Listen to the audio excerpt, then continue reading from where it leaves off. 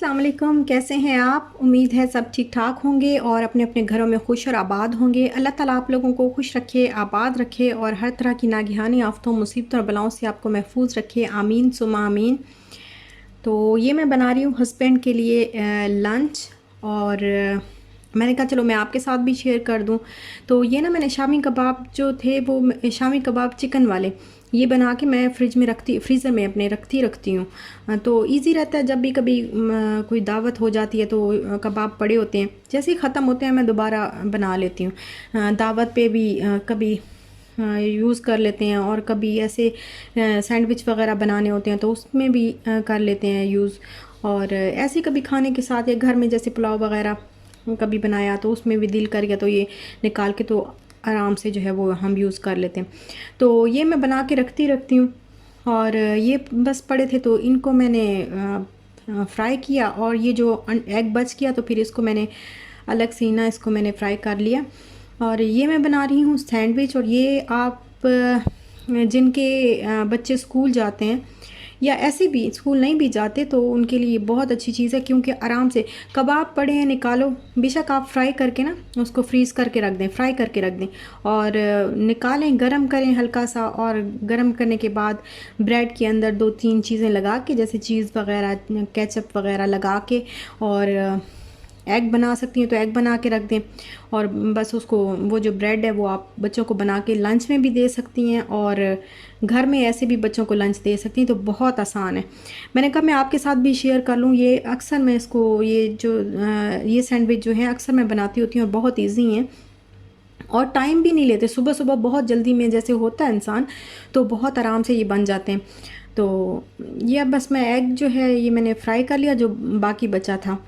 तो इसके बाद मैंने ना 4 पीस जो है वो ब्रेड के लिए और 2 कबाब मैंने फ्राई किए। और ये ना मैं चीज़ लेती होती हूँ ये वाला, ये नादिक वाला जो क्रीम चीज़ होते हैं ना, ये जो ज़रा ये थोड़ा सा ना रनी है ये चीज़। तो ये वाली मैं क्रीम चीज़ लेती हूँ और ये मैं सैंडविच में लगाती हूँ। सैंडविच में भी लगा लेती हूँ, ऐसे ब्रेड पे भी लगा के दे देती हूँ। इशाल अगर खाए तो, वैसे इशाल बहुत कम ही खाती है, चीज़ नहीं खाती ज़्यादा। और ये एक एक स्लाइस पे मैं चीज़ लगा लूँगी और एक एक स्लाइस पे मैं लगा लूँगी केचप।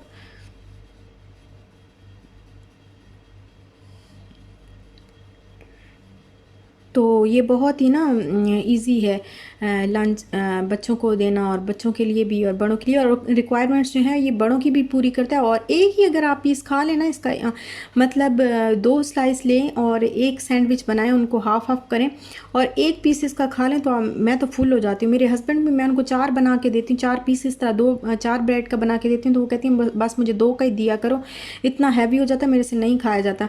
लेकिन फिर भी मैं रख देती हूँ 4 स्लाइस का बना के रख देती हूँ कि कभी थोड़ी देर के बाद भी भूख लग जाती है, कभी इस तरह हो जाता है, ऑफिस में नहीं वो मिलता तो टाइम मिलता कभी सही प्रॉपर खाने का, फिर बाद में दिल करता है, थोड़ी देर के बाद खाने का दिल करता है, तो इसलिए मैं रख देती होती हूँ। और बच्चों के लिए तो ये एक ही जो स्लाइस है वो बहुत है, काफ़ी होगा उनके लिए। और अब जो है ना मैंने इसके अंदर कबाब भी रख दिया, वो जो एग मैंने फ्राई किया था वो भी रख दिया और केचप लगाया, क्रीम चीज़ लगाई और फिर आप चाहें तो बटर लगा के स्लाइस के ऊपर दोनों साइडों पे बटर लगा के तो इसको हल्का सा ऐसे ना थोड़ा सा फ्राई कर लें। और अगर आप चाहें तो ऑयल लगा के कर लें। आपने नहीं भी कुछ लगाना तो ऐसे ज़रा सा गरम कर लें, हल्का सा गरम कर लें जैसे फैट का। और ब्राउन ब्रेड अगर आप यूज़ करें तो वो भी अच्छी है। मेरे पास ये वाइट पड़ी हुई थी, वैसे ब्राउन हम लेते होते हैं अपने लिए, लेकिन इशाल तो ब्राउन नहीं खाती, इशाल तो वाइट ही खाती है, उसके लिए वाइट ही लेते हैं। तो मेरे पास ये बस वाइट पड़ी थी तो मैंने ये देखेंगे कितने मज़े का जो है वो बना है, अंदर से इसकी कैसी लुक है। तो ये बड़ा मज़े का बनता है, बहुत टेस्टी लगता है। अब जब ये ठंडा हो जाएगा, ये देखें ये ठंडा हो गया अब, तो अब मैंने इसको ना फॉइल में मैं रैप करके तो मैं टिफ़िन के अंदर रख दूँगी।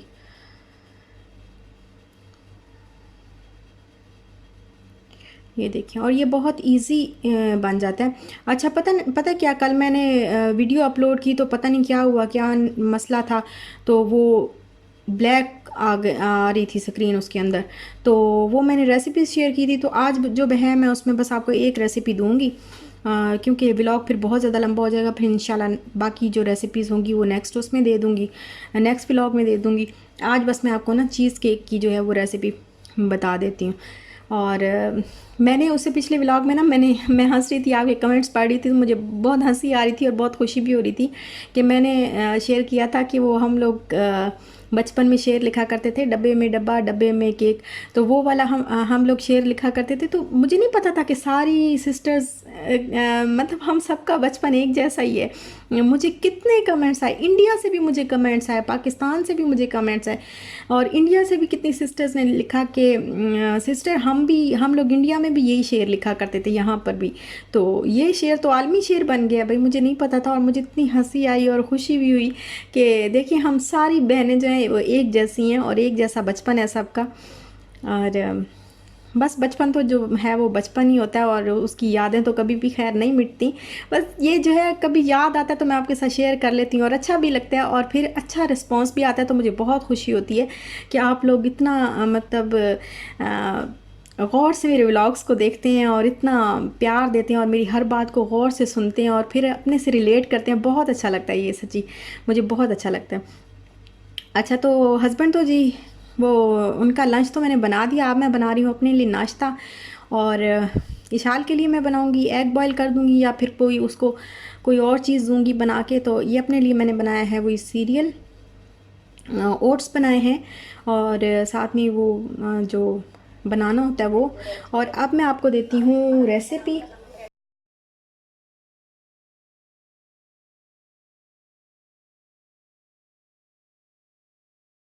अब मैं ना चीज़ केक बना रही हूँ, तो उसके लिए मैंने हाफ़ जो है वो पैकेट बिस्किट्स का लिया, क्योंकि मैं छोटा बना रही हूँ, बड़ा नहीं बना रही। और इसमें मैंने बटर शामिल किया, तकरीबन 8 से 10 टेबल स्पून जो है वो मैंने बटर के ऐड किए और इसको अच्छी तरह मैंने ग्राइंड कर लिया।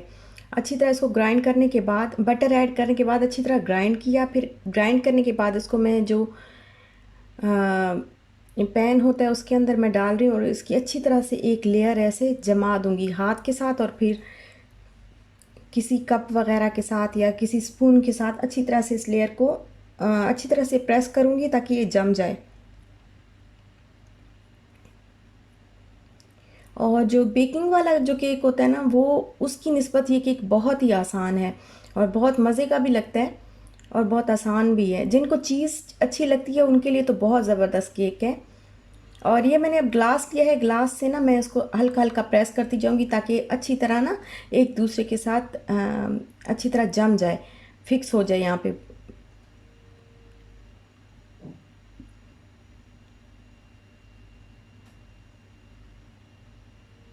ये इसकी मैंने अच्छी तरह एक लेयर बना ली है और इसको प्रेस कर दिया है।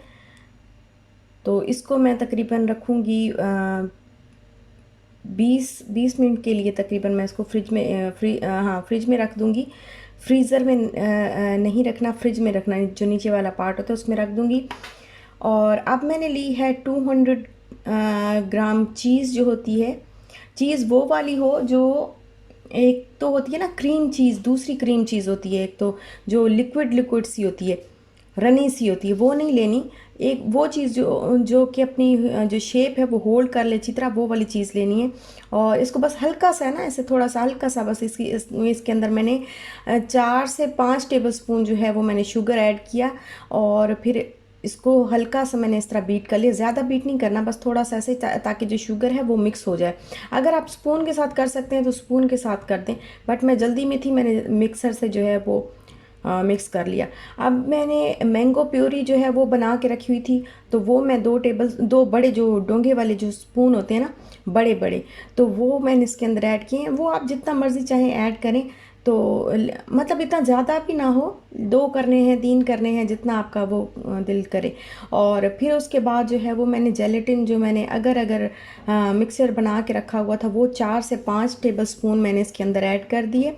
और अब मैं इसके अंदर क्रीम ऐड कर रही हूँ, जो विपिंग क्रीम होती है उसको हल्का सा विप करके, तो वो विपिंग क्रीम मैंने ऐड की। और साथ में ही मैंगो पल्प में ऐड, मैंगो जो चंक्स होते हैं वो ऐड किए और इसको अच्छी तरह मिक्स करके, तो अब वो जो मैंने बिस्किट वाला वो जो बना के रखा हुआ था ना पैन के अंदर, तो उसके ऊपर ये मैंने डाल के इसको मैं तकरीबन आधे घंटे के लिए फ्रीज़र में रखूँगी, फ्रीज़र में रख दूँगी और वो जम जाएगा जब अच्छी तरह अपनी जगह जो है, अपनी शेप जो है वो होल्ड कर लेगा, तो फिर मैं उसके ऊपर ये वाला मिक्सचर जो बना रही हूँ ये डालूँगी। यहाँ पे मैंने लिया है अगर उसको मैंने मिक्स किया है, अगर तकरीबन कितना मैं कहूँ कि मैंने ना तकरीबन 4 से 5 इंच का जो है वो टुकड़ा लिया है और उसको मैंने किया है, उसको मेल्ट करके उसके अंदर मैंने शुगर डाल दी है। 2 से 3 टेबल स्पून जो है वो शुगर ऐड किया है और 1 लेमन जूस, सॉरी मैं आपको नहीं दिखा सकी, मिस हो गया शायद, 1 लेमन जूस ऐड किया है। और अब मैंगो प्योरी जो मैंने बना के रखी थी वो मैं इसके अंदर ऐड कर रही हूँ। मैंगो प्योरी आप कोई इसकी ख़ास जो है वो क्वांटिटी नहीं है, आप जितना चाहें कर लें। और फिर मैंने ये जो मैंने प्योरी बनाई थी ना, ये मैंने छोटे छोटे मेरे पास सांचे थे आइस क्यूब के लिए, तो वो उनके अंदर मैंने थोड़ी सी डाल के डेकोरेशन के लिए रखी है। और अब ये जो केक मैंने फ्रीज़र में रखा हुआ था ना, ये अच्छी तरह से सेट हो गया। तो अब इसके ऊपर आहिस्ता आहिस्ता ये जो मैंने ऊपर ये मिक्सचर बनाया जेली वाला, तो ये मैं आहिस्ता आहिस्ता इसके ऊपर डालती जाऊंगी।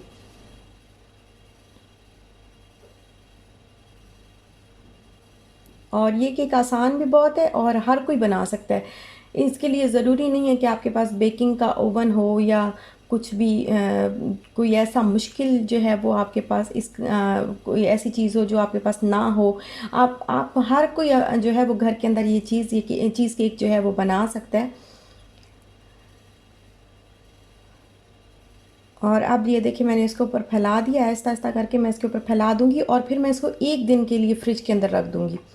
1 दिन के लिए ना भी रखें तो तकरीबन 10 से 12 घंटे तो लाजमी इसको फ्रिज में रखते हैं आप, क्योंकि ये अच्छी तरह से जब तक सेट नहीं होगा तब तक ये केक सही से वो जो है वो इसको हम निकालेंगे तो ये फैल जाएगा सारा, जब इसको इसमें से सांचे में से निकालेंगे तो फैल जाएगा। तो इसको अच्छी तरह सेट होने देना है 1 दिन के लिए, तकरीबन बेहतर है 1 दिन के लिए रखें, तो उसके बाद इसको कट करें। और अब मैं इसको रख दूंगी फ्रिज में, नीचे फ्रिज वाले हिस्से, फ्रीज़र में नहीं, फ्रिज वाले हिस्से में मैं इसको आराम से रख दूंगी 1 दिन के लिए और फिर मैं इसको निकालूंगी।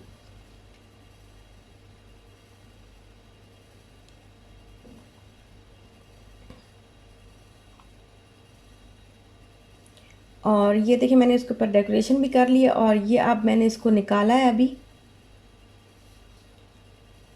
तो ये केक जो है वो रेडी हो गया है।